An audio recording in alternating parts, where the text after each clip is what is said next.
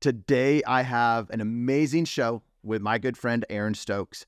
He found himself $5.5 million in debt, in business debt, with an 8th grade education. And today he's doing $65 million in revenue with high profit margins. So how did he go from there to where he is today? We get into all of that. And at the very end, he just drops a ton of tactical, practical leadership lessons. So I think you'll really enjoy this show with Aaron.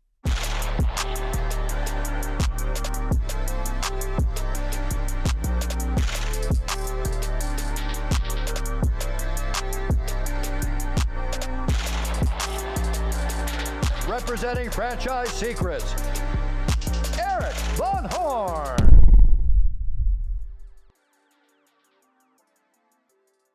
Aaron, welcome to the show, man. What's up? How are you? Great.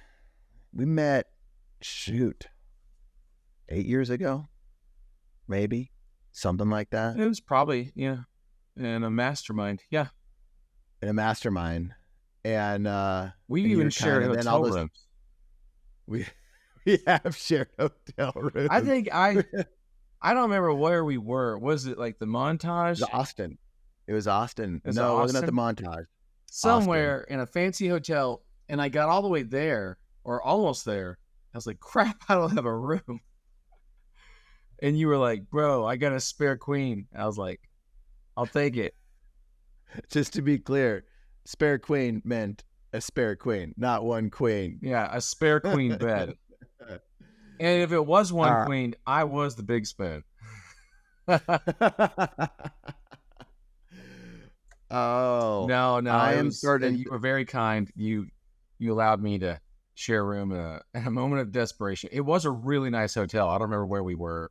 Four Seasons, Montage, something like that. Then we had some really good conversations. And the things where we really got to know each other was in Mexico, and with Tony and some others, and some great dinners at what was that hotel? Punta Mita.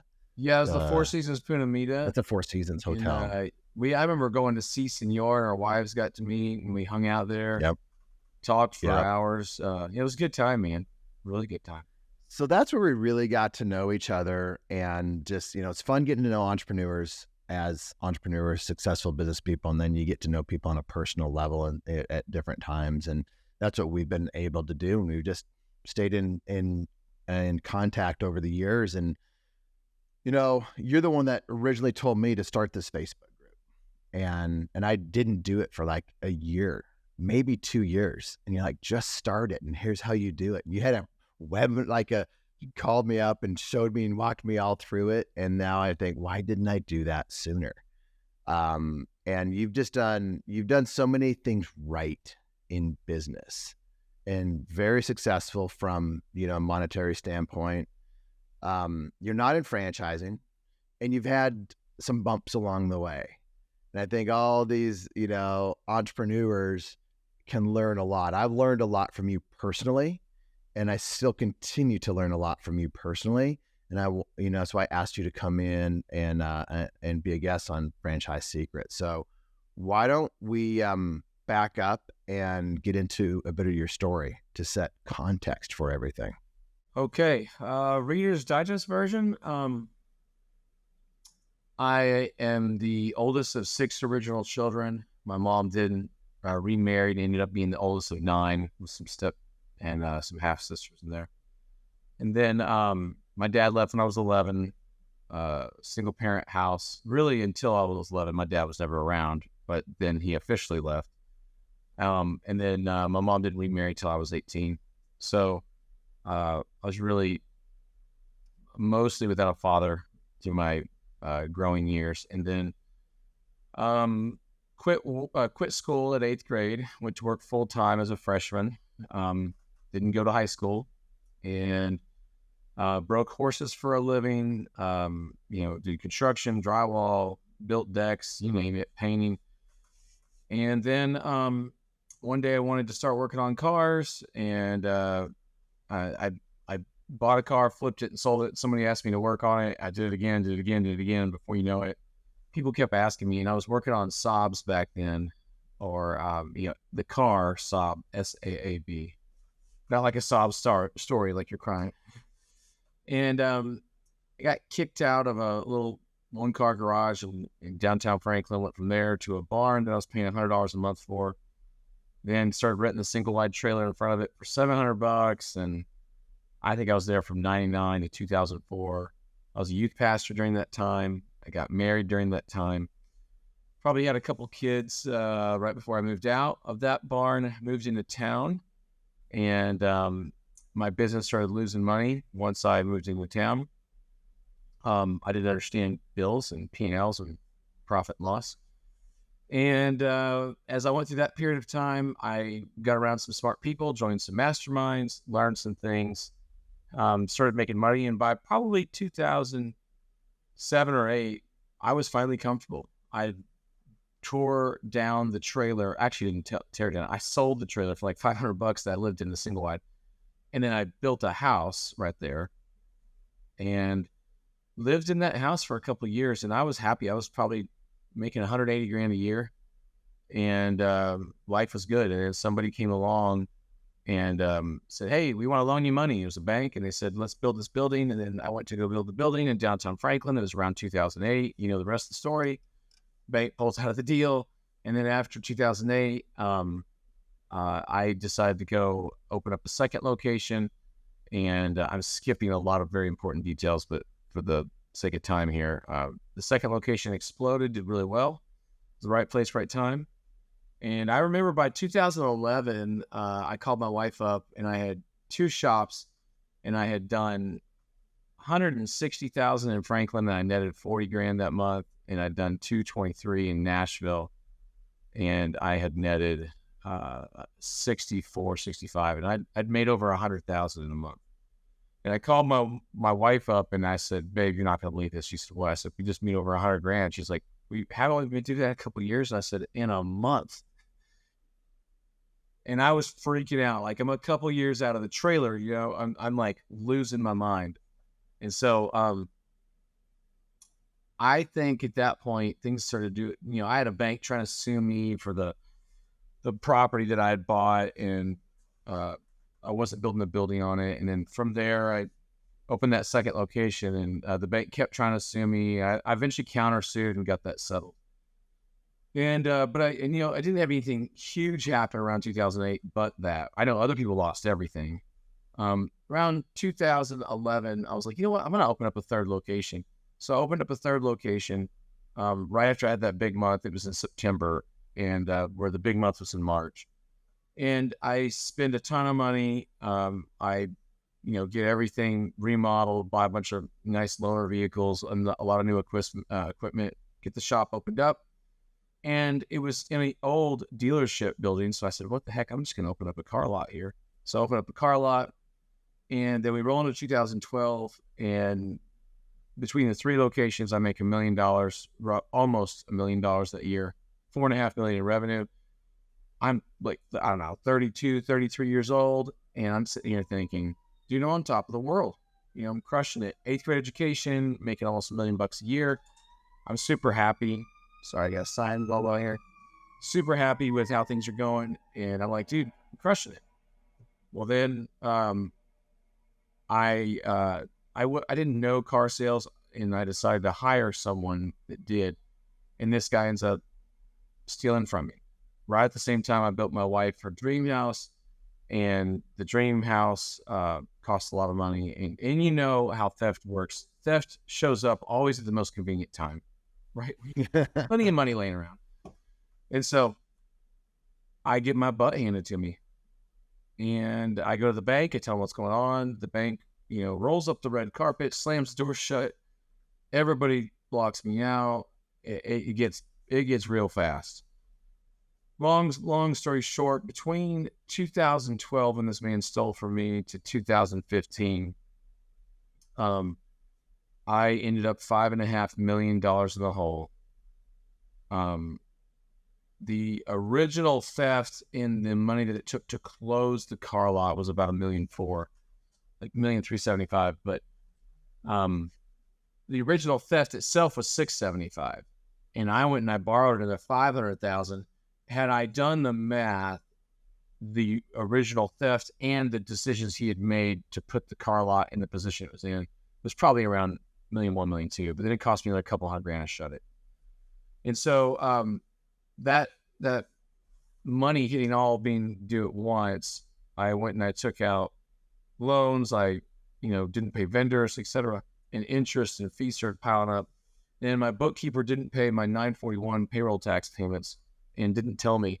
And I didn't understand balance sheets. I understood P&Ls at that point. And all I saw was everything was getting better on my balance sheet. And I was like, man, no one's squealing. Well, she had just stopped entering in anything for payroll taxes. And she kept thinking, I'll catch it up next week.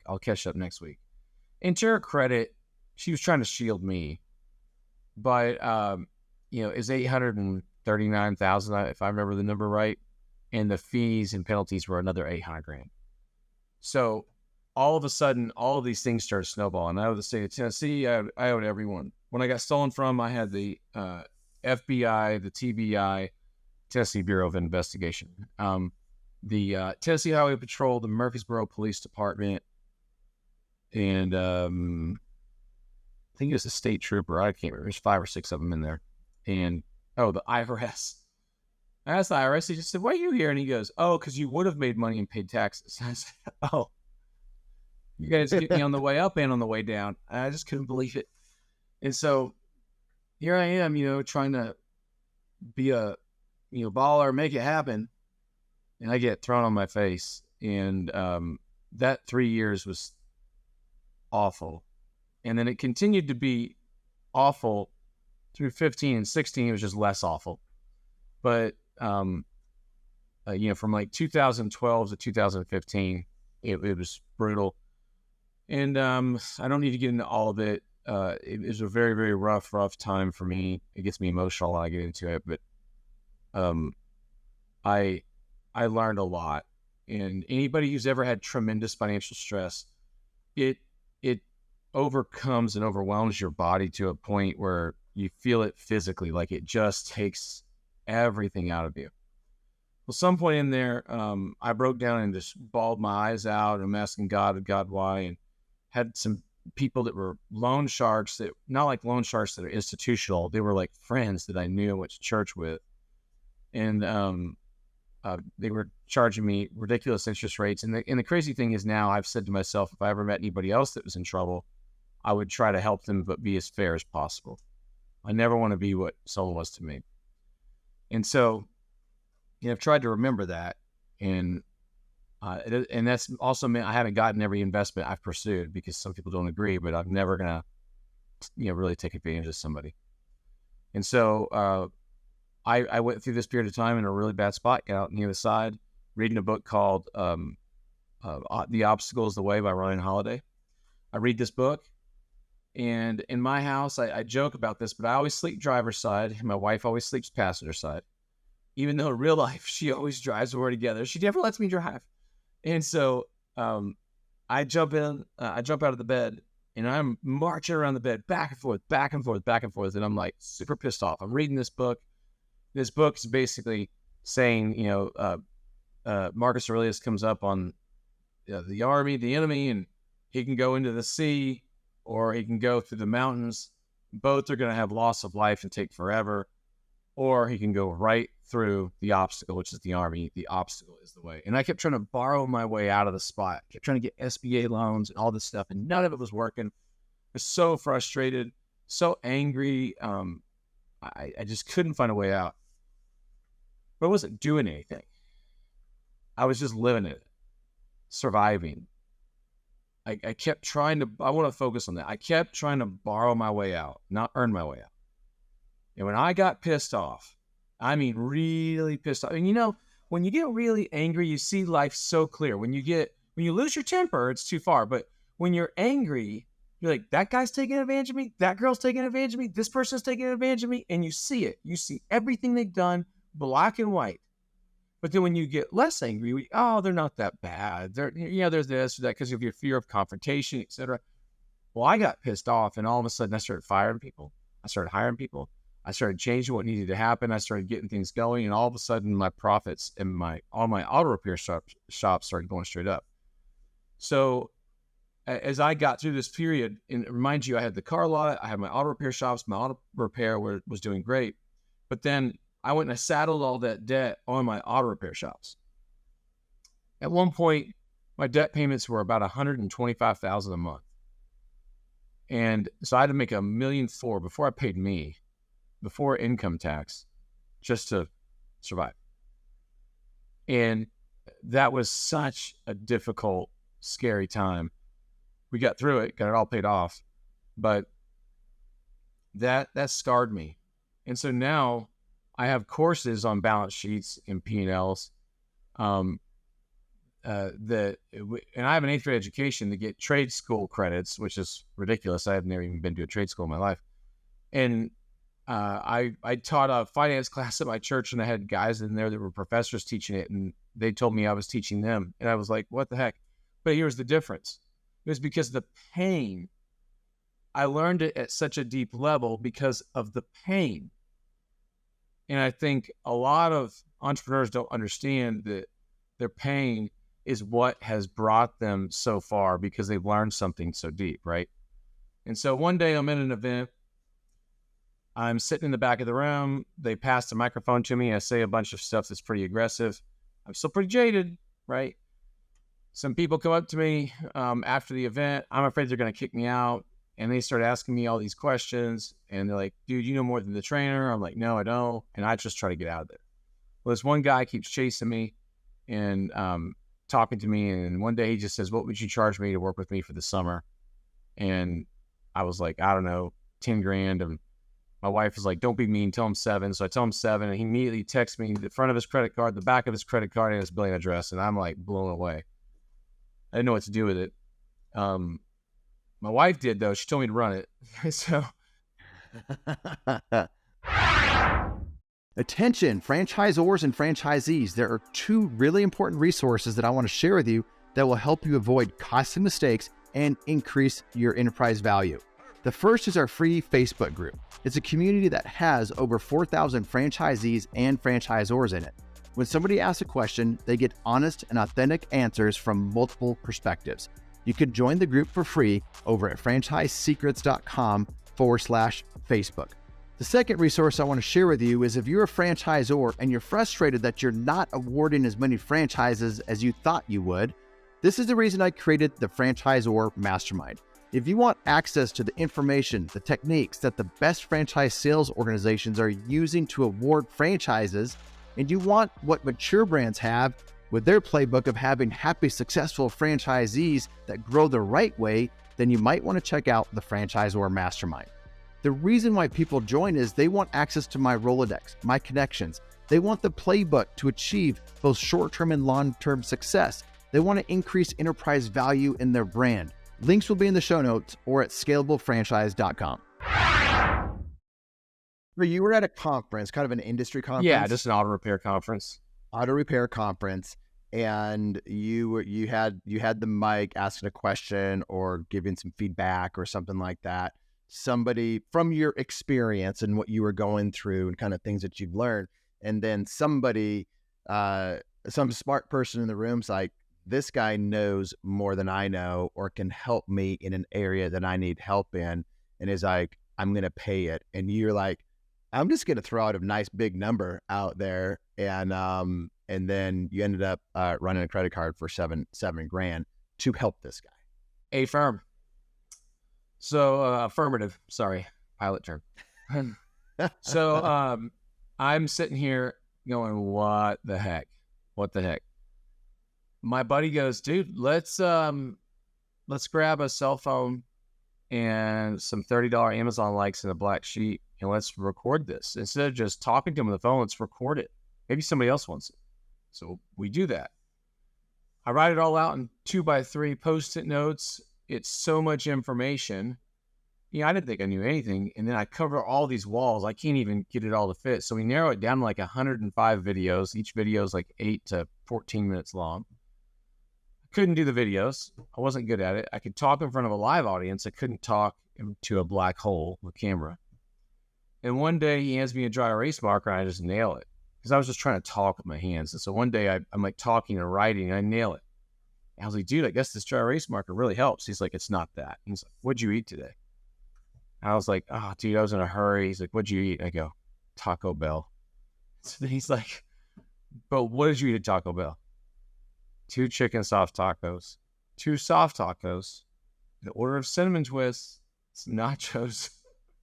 And he's like, Sounds horrible, man. oh, it's horrible. And he's like, what did you drink? I said, Mountain Dew. And he goes, it's the dew.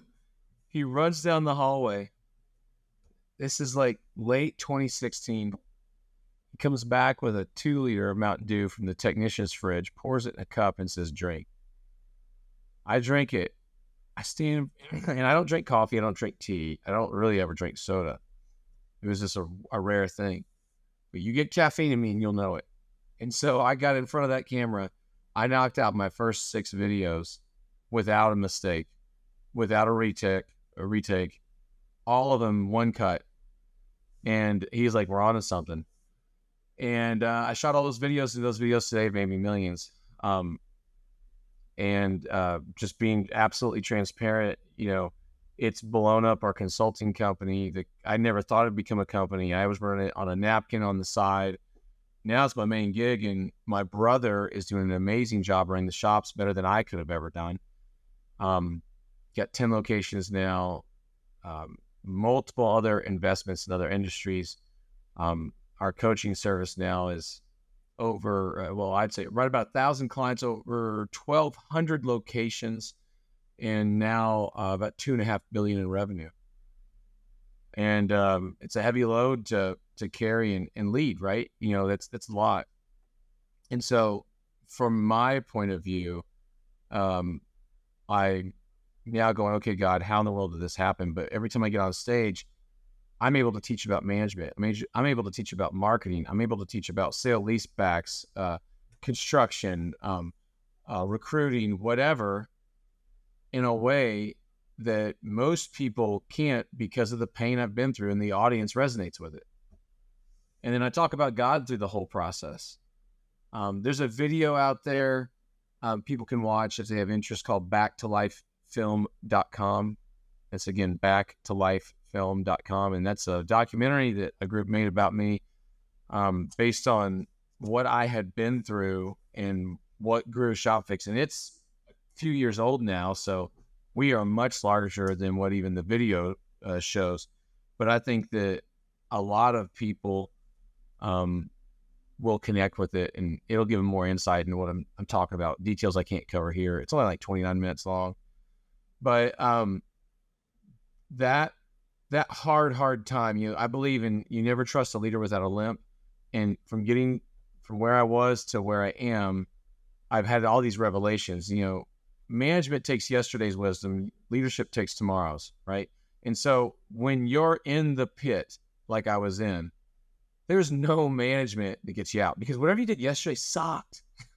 And so you're not doing good. And so it's constantly borrowing on tomorrow. So I learned that at a core level that ended up causing me to have an understanding that 99% of the population doesn't have of how business and life works.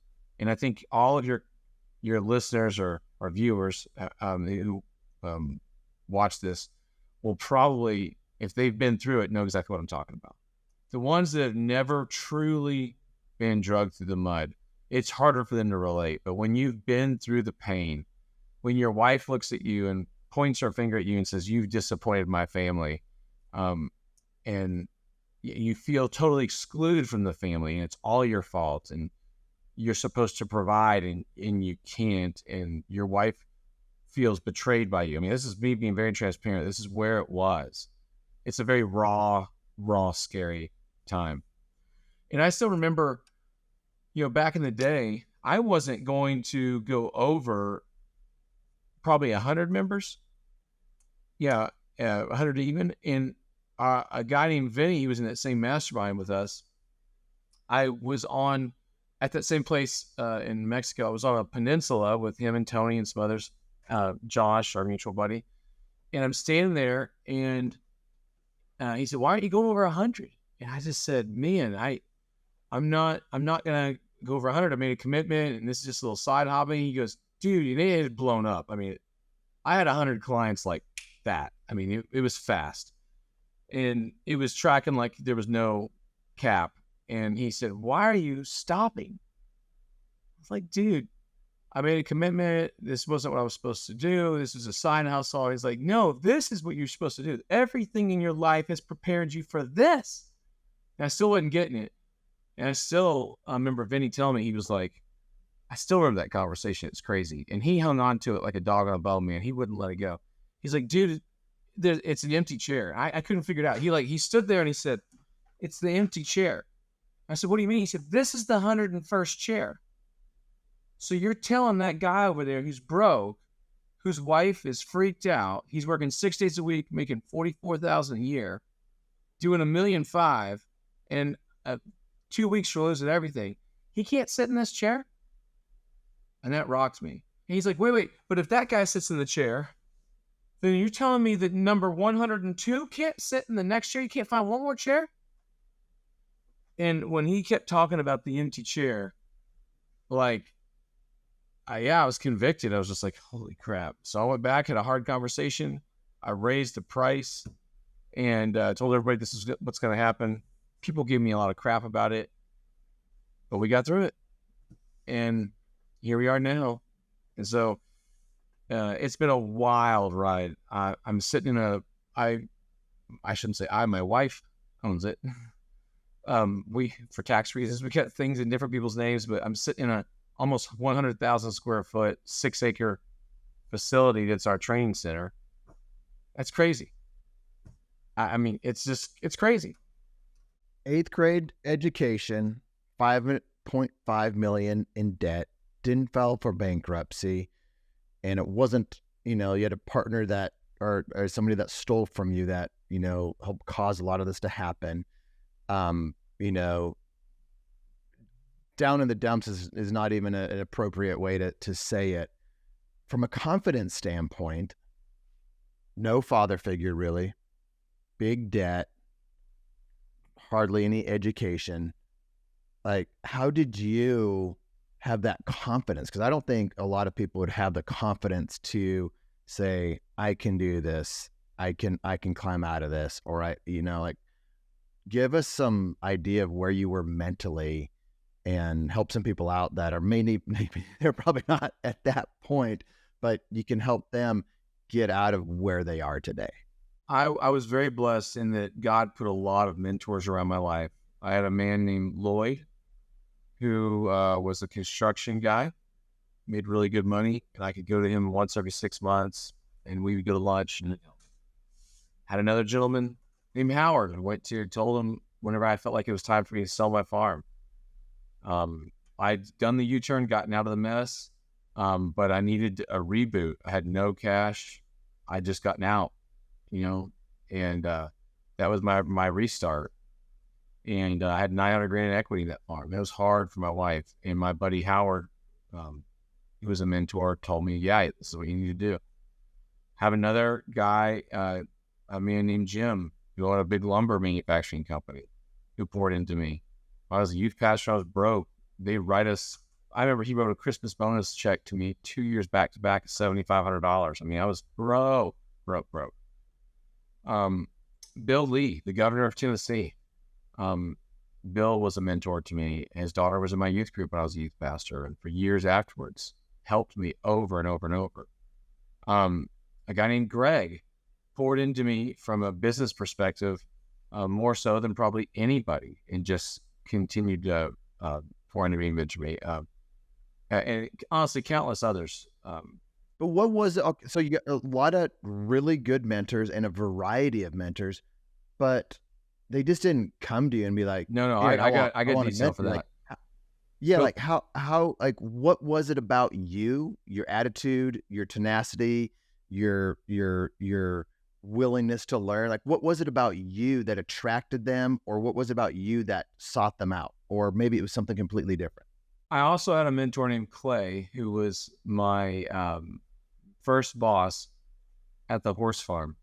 And I remember watching a father and son, Clay and his son, got in an argument, and they made up and said sorry. And I'd never seen a father and son say sorry before. I was blown away that his dad came to him and apologized. Like, it shocked me to my core. It's, there's a saying, good soil is where people want to plant seeds. And I think I was always inquisitive. I was always curious, and people would meet me and they could tell there was something different, and I was good soil, and they were willing to pour into me. And I got to tell you, my number one trait has always been perseverance. I just outlast everybody. Like, everybody. People will tell me they can do stuff longer than me, and they'll commit to this, commit to that. Never can hang with me. And I would say that it's 99% of the people watching this or listening to this wouldn't be able to hang with me. But there's somebody on here that's going to watch this who could hang on longer than me. It's been through some serious hell. And what creates perseverance is the hanging on by your fingernails on a cliff for years. That's what perseverance is. Perseverance isn't like halfway up on it, you're kind of climbing up, or even climbing. No. Perseverance is like that cliff that's inverted and you're literally hanging on by your fingernails, and you're able to do it for years. That's perseverance. Now, the negative part is, because I wouldn't give up on that car lot, had I just borrowed that $500,000, closed the car lot down, got rid of most of the losses right then, because his original theft was $675, then it snowballed. But if I just borrowed the $500,000, shut it down with that, I would have been in debt a few $100,000. It would have been spread out. I could have just told those guys to pound sand. It's going to take 18 months. I'll get you paid off. And I would not be where I'm at today, but I also wouldn't have gone through all that pain. My perseverance of, I'm going to figure this out, I'm going to stick with it, is what made it worse. And so my biggest strength was my biggest weakness in that moment. And I think that because people kept seeing me fight, they started rallying around me. I had an accountant that would text me. He'd shoot me a text and he'd be like, "Hey, Aaron, what do you do if you find yourself walking through hell?" I'd be like, "I don't know, Bill. What do you do?" And he'd go, "Keep walking." Sure. I was like, "Okay."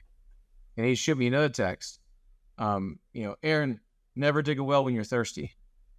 I was like, "Oh my gosh." He's like, "Next time you're doing good, go get credit lines, get cash, borrow whatever you got to get." It's like, oh my gosh. I started figuring out with banks that the way banks treated you is bankers, they were blinded to debt, but they loved cash. So I went and took $300,000, stuck it in a CD, borrowed against the CD, had $600,000 now liquid cash. No banker ever asked if that first savings account was pledged against this other, or the first CD was pledged against this other cash sitting there. All they saw was $600,000. Yeah, they saw the other $300,000 in debt. They didn't care. They just saw $600,000 in cash. I started figuring out the system. And it was one thing to fight the system. But then one day when you finally figure out the system, you're like, wait a second, it's not that hard. It's just a human on the other side that gets all googly-eyed when they see cash piled up. And so as I started realizing that, I started adapting how I was doing things. And, I told you I ended up owing 941 debt because that bookkeeper didn't pay it. Well, 941 debt's not bankruptable. And you can't negotiate it. Like, you can negotiate your income tax. If you own income tax, Eric, or if I own it as Aaron, we both could get behind, go to the IRS, probably work something out like you see on the TV commercials because it's your tax. But 941 payments, it's one thing to screw up on the matching payment from you, the employer. It's a whole other one to not send their portion out of their check to the government. And that's not negotiable. It's a big, big no-no. The worst of all of them. And I ended up talking to a bankruptcy attorney, and I'm like, can I go and file bankruptcy? This is what made me break down and just lose it and cry and just kind of have a come apart for about 2 hours. And I'm sitting here trying to figure it all out. And I meet this guy and he goes, "You can't file for bankruptcy. It's non-bankruptable. You're screwed. It's attached to every one of your LLCs. You can never pay yourself more than $100,000 a year or you'll red flag the IRS. They're going to take everything." By the way, my wife was not a signer on the checking accounts. So tell everybody on here, if your spouse is a signer on any checking accounts, take them off. We've got a rubber stamp my wife can come in here and use. I mean, what do you do? My wife is still a majority owner in half of our stuff, and I'm a majority in the other half. So ownership is still there. I just didn't make her a signer. when you're not a signer on the checking account, it affects your liability for tax payments. So thank God the IRS was not able to take my house because my wife was not a signer on the checking account. So her 50% ownership in our home, our estate, my four-wheelers, my tractors, my cars, everything at the house, my furniture, they couldn't come after it because she owned half. And she, even though she was a part owner, was not a signer on the checking account. It's crazy, these little stupid rules. I'd never used business credit cards for personal things to pierce the corporate veil. I always used a personal credit card and kept it on the business balance sheet. And I did all these little stupid things that benefited me that I didn't find out until later were the right way to do it. And at the same time, I found out all the wrong things, owing the 941s, et cetera. So I started going to all these mentors. I remember going to Greg, and he was like, dude, I don't even know what to tell you. You got to find a way. There's got to be a way you can file bankruptcy. Just start over. I said, there's no way. It's non-bankruptable. I went to Lloyd, and Lloyd was like, oh man, Aaron, I mean, you're, and so everybody I go to is like, you're screwed. And so I'm sitting here going, all my mentors are giving up. My wife is giving up. I feel like God had given up on me. He hadn't, but that's how I felt. And I'm just feeling like it's over. And I remember at that meeting, now you got to remember context. At that meeting, I'm jaded because I've been stolen from, but my dad had left as a young man. I'd been fired as a youth pastor twice, even though I was very successful at both places. It was not, I always thought it was because of me. It wasn't. There was drama with the head pastors at the church, and they were cleaning house. At the time, I didn't take it that way. I took it like I did something wrong. And so rejection. And then I was also canned from a mastermind I was in. And so I had a mastermind can me, 2 youth pastors can me, and my father leave when I'm young. So I am very sensitive to rejection at this point. So in my mind, I said that last little speech at the auto repair conference, closed my laptop, put it in my backpack, and got out of there. In my mind, before anyone could reject me, I'm going to quit and leave this group. That's what I was thinking. What I didn't realize was God was promoting me, and anointing started shifting. Out of nowhere, while this is happening, other things were shifting. People would call me up for advice. No one was listening to me before. Now everybody's listening to me. My own father wouldn't listen to me on certain things. And all of a sudden he's listening to me. He had a gas station. He was asking me what he should do. I was like, what the heck? Dad's listening to me? My mom called me up and asked me. No one was ever asking me for advice before. All of a sudden everybody did. And I realized that I had, something had shifted. I was in a new place. And I was like, holy crap. And so once that clicked, and I started seeing all these changes happening, the confidence started going like straight up. And when I started realizing, it's kind of like the crowd theory. Like you may not think your buddy Bill's a big deal, but all of a sudden when you see somebody else run into him at the airport, go, dude, Bill, what are you doing? Like, oh, dang, man, they really like Bill. If you're on the plane, 3 people go up to Bill, Bill, oh my gosh. You're like, holy crap, Bill's kind of popular. You go somewhere else, and then people swarm him. You're like, oh my gosh, this guy's a big freaking deal. Yeah, I know Bill too. Hold on, let me get a selfie. And all of a sudden, because of that, everybody starts crowding around, and you can't bring you honor. Honor only comes when other people talk behind your back in a positive way versus behind your back in a negative way. If you bestow honor on yourself, it comes off as arrogant, cocky, and bragging. If other people bestow honor on you, and you're like, oh no, it's the team, blah blah blah, but they keep putting honor on you, you become the one everybody wants to follow and pursue. That started happening to me, and I started going, what the heck? And I mean, in a fast transition from 16, really 16 was the transformation year for me. 15 is when I got pissed off and started doing crap and turning things around. But 16 was the year that was the transformation. And the confidence wasn't there. I kept feeling like I shouldn't be doing this. People shouldn't be paying me. What the heck? Well, what I didn't realize is nobody else was confident. All I needed was 1 ounce more of confidence than them. That was it.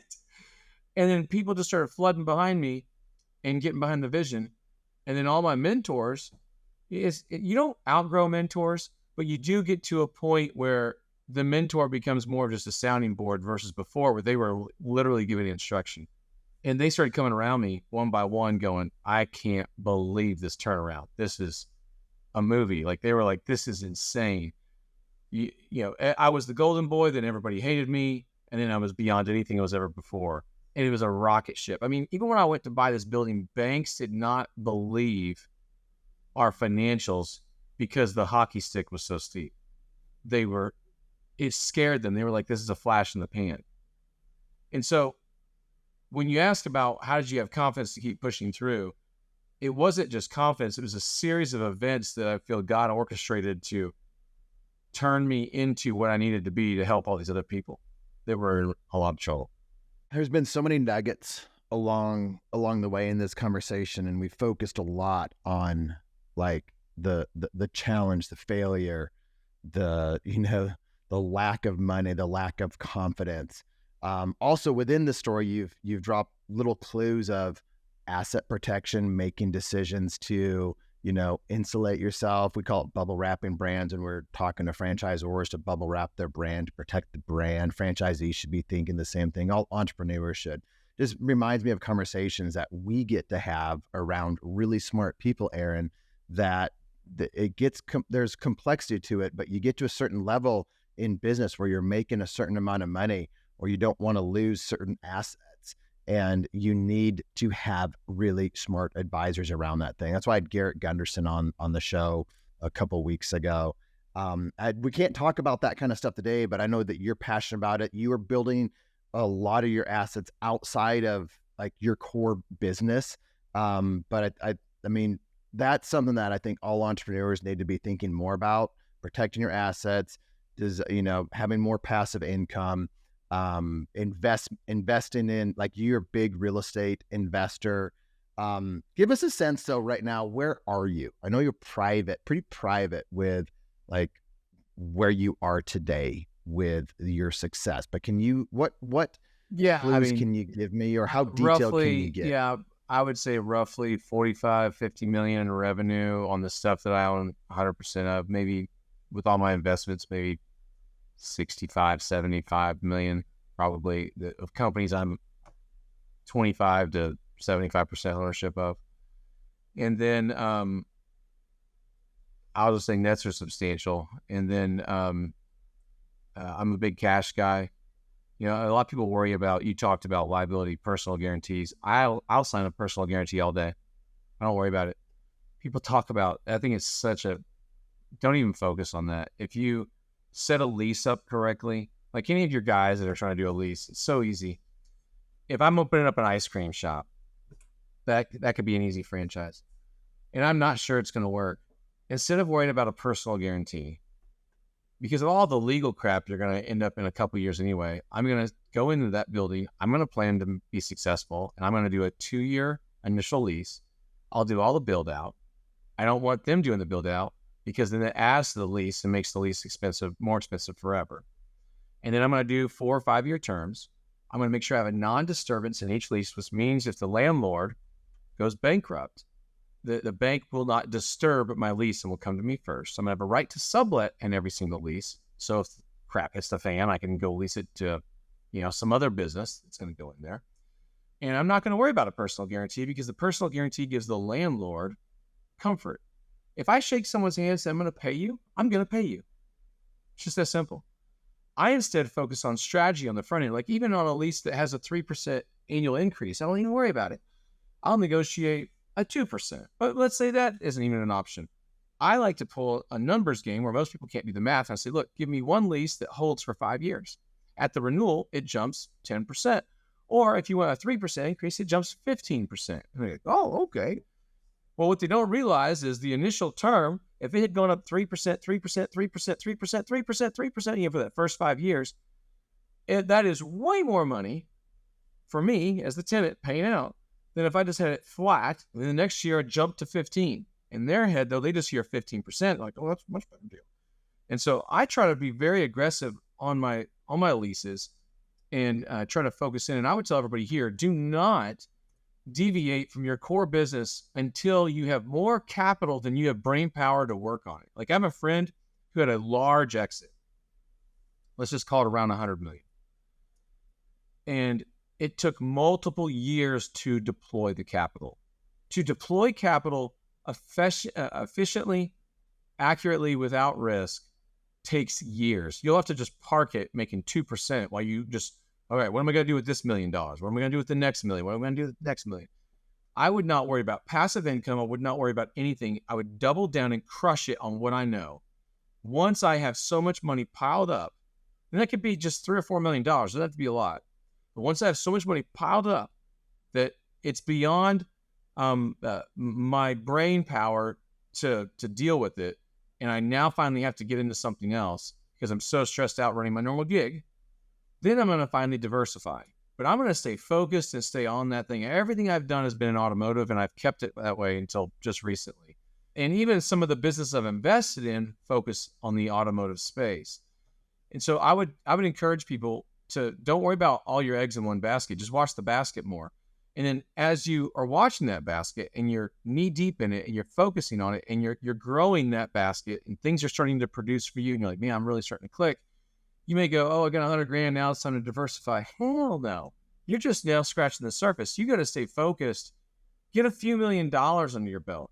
Pay income tax. Do some cost segs on your real estate, meaning buy your building, own it inside as an owner operator, depreciate the crap out of that with bonus depreciation, which is a cost segregation analysis.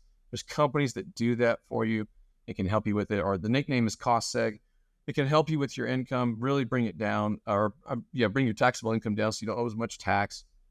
But stay focused in your industry so you can get into real estate. Again, if you're an ice cream shop person, you can keep opening up ice cream shops. You can keep opening up Dairy Queens, buying your real estate, right? And then depreciating that real estate. And so people have to understand that it is very, very dangerous. There are people right now who've gotten a couple $1 million and they've gone and invested $500,000 in some startup.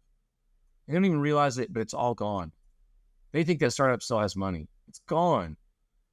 No one listening to this podcast that's doing, almost, I don't know, anything under 50 million, under 20 million even, should be even considering investing in startups. I meet so many people that are making $500,000 a year and they go and they give their buddy $50,000 to go start something. Like, well, there goes that $50,000. Like, you don't need to be doing that. Focus everything on your business. Put all the poker chips on your business. Go deep on that. I had friends that owned rental houses. I had friends that had small apartment complexes and duplexes. I had nothing. All I had were auto repair shops. And all of a sudden I was making 10% more than them, then 20%, then 50%, then 3 times what they were, then 10x what they were, eventually 20x, then 30x what they were. Now I can go buy whatever I want. The building I'm sitting in, I paid $19.5 million. I've already got probably $9 million in cash in it between the down payment and a bunch of remodel crap I've had to do to it and improvements. So you have to see, there's a reason large companies scale through leasing. When you see them lease, and they keep blowing up, getting more and more locations, that is because the cost of capital to pay a down payment on a building and get it all up to snuff, pay the property taxes, et cetera, is so great, it inhibits growth. Even whenever I got up to 8 locations, at that time, I almost leased everything. And then I went back to landlords and bought them.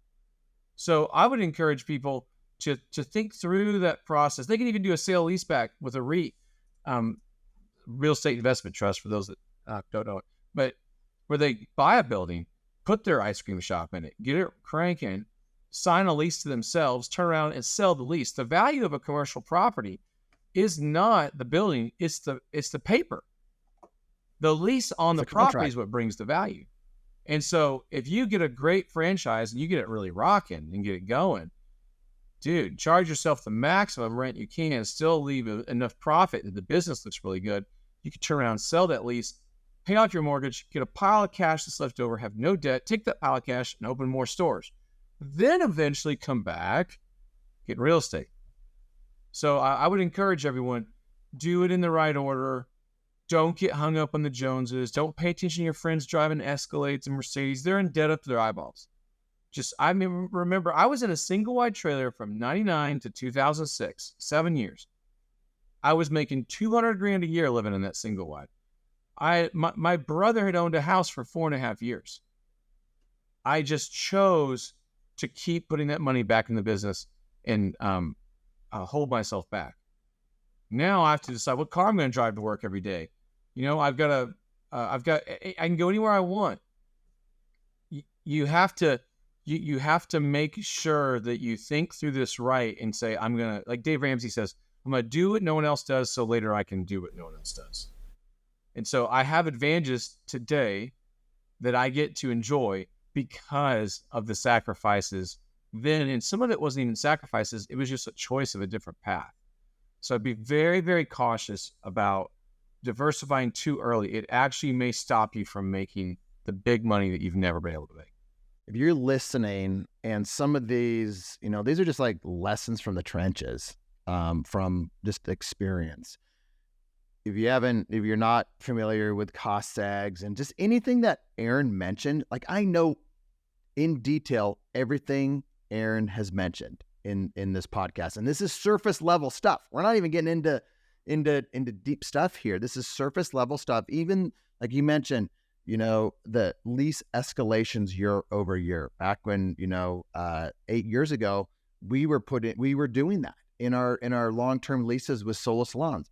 Instead of 3% bumps every year, we were able to do 6% bumps every 2 years, and that's better for us than annual bumps in lease escalations.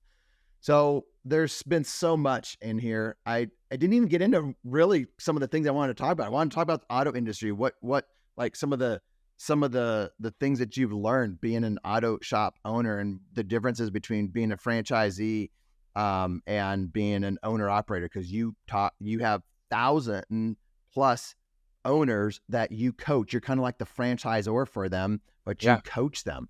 We didn't even get into any of that. Yeah, I'm basically like a franchisor. I sell my concept monthly. That's basically what it is. What's the biggest thing that you help these owners? This is the last question. What's the biggest thing that you help these owners? What's a needle moving thing that you do with the owners? Leadership. I would say the number one trait of anyone that's successful in the world is leadership. So I'll give you a couple basics. Don't cuss in front of your employees. I mean, every now and then, not a big deal, but if you do it a bunch, your employees are going to do it in front of your customers. Don't smoke with your employees if you're a smoker, because smoking is considered hangout time.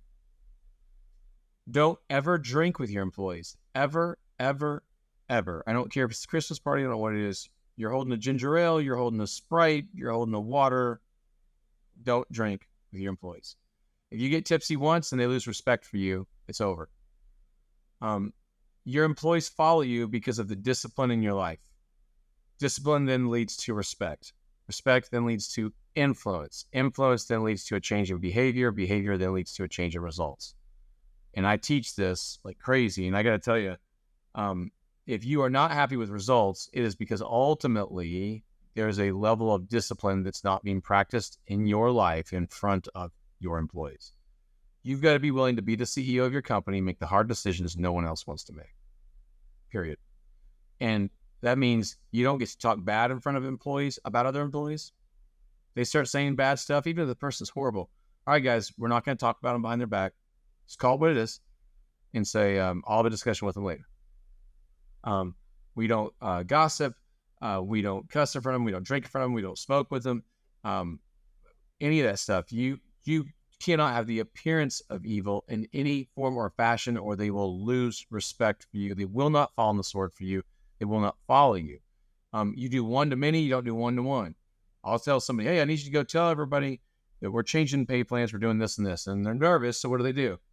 They go to each person one by one, by one, by one, by one, by one, by one, by one, by one. Instead of just getting them all in the room, hey guys, we're going to do this. We're going to crush it. I'm going to set up this new bonus plan, blah, blah, blah, blah, blah. And we'll be done in 8 minutes. Everybody's gone. And I said one thing to everybody. We all agree. What do? No, they can't do it that way. They freak out.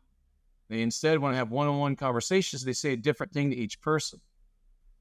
If you can't talk to 8 people, 8, I'm not talking like 100, 8, then you're not a leader. Now, I will also say you have to understand how leadership works below you. If you have multiple locations, which is the hardest game when you have these little pockets of 5 to 10 employees per location, those are even 5 to 20 employees, very hard. A weak leader can probably not handle more than 4 or 5 employees. Not even strong. A medium leader, 8 to 9 max.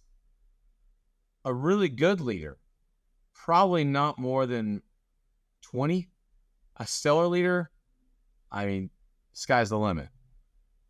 If you think about how this is all set up and how it's ran correctly, and you look at this from the big picture, zooming out, if I have a shop that does, if I have a shop doing 2.5 million, and that shop nets me 500 grand a year, well, that's going to require a medium to decent leader.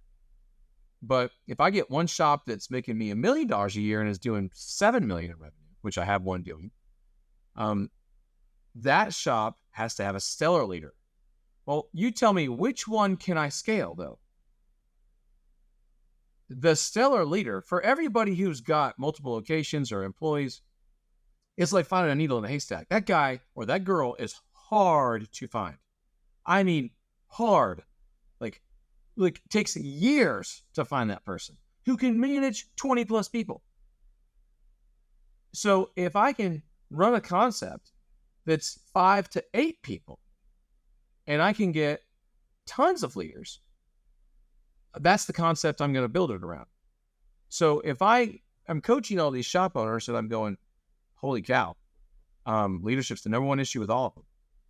And leadership being an issue leads to they are afraid of confrontation. They have a lack of gusto to be able to go and have a hard conversation with an employee and hold them accountable. And I was like that until I got stolen from. And now I do it. But before I got stolen from, it was very hard for me. I think that you are, how would I say this? I think you as the owner have to be willing to be real with yourself and understand what you're expecting of somebody when you hire them. And if you know this person isn't the baller leader that you wanted, but yet the concept demands that, you need to get ahead of the situation and do something about it. If it needs a top shelf leader, it's 20 plus people. You're like, oh, there's no more than 5 in the building at a time, yada, yada, yada. There's different shifts, etc. Sorry. You're never going to get the stellar performance. I've literally seen businesses quadruple. Same marketing plan, same employees, just a different guy or different girl running it. That's it. That's it. Because big doors swing on tiny little hinges, and it's the little mistakes they're making all day that the manager's not correcting that compound into thousands lost per day. And so if I want to grow a concept that's really going to crush it, I have to have a leadership team that is dialed in and can handle confrontation and can maintain my systems the way I want and execute on it over and over. And then all I do is set each leader up with the correct amount of staff they can handle. And I'm good. That's it. And hopefully I can grow a person who's handling 10 up to be able to handle 20, but do not expect to do that in 2 or 3 years. That's a 5 to 10 year deal. People don't understand. A 20 employee leader is a needle in a haystack. And really think about that. If I put a haystack over here, Eric, how long would it take you to find that needle? I mean, a long time. So when people don't understand that and they look at their business, they're like, why isn't it working? Blah, blah, blah. I walk in and meet some dude, stains on his shirt untucked, neck beard full out, gold chain exposed, looks like a slob. That's your leader? Ding, get his dip and he's spitting everywhere. This is the guy? I don't even need to go any further. I can tell a baller when I meet him, and so can everybody listening here. Winners win every single time out of the gate. And so I'm looking for that winner. I'm looking for that baller. Leadership is it. So when I get up here and I coach, I have to get on stage and I have to talk to them in a way that I am improving them as owners, as leaders. And then they reproduce themselves by making the people below them better leaders. It's all in leadership.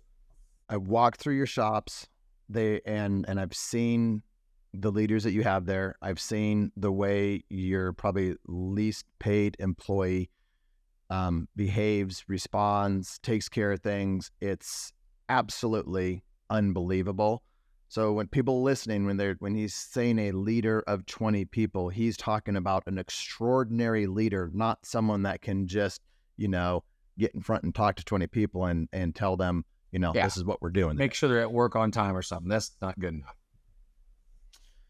Oh man, we could have gone on for a long time. I appreciate you coming on and giving the franchise world some love. So thanks again, man. Thank you, buddy. I appreciate you. Thanks for listening to the Franchise Secrets podcast. Links to everything can be found over at franchisesecrets.com. And if you want my help with anything from starting your own franchise to growing your current franchise business, please visit scalablefranchise.com.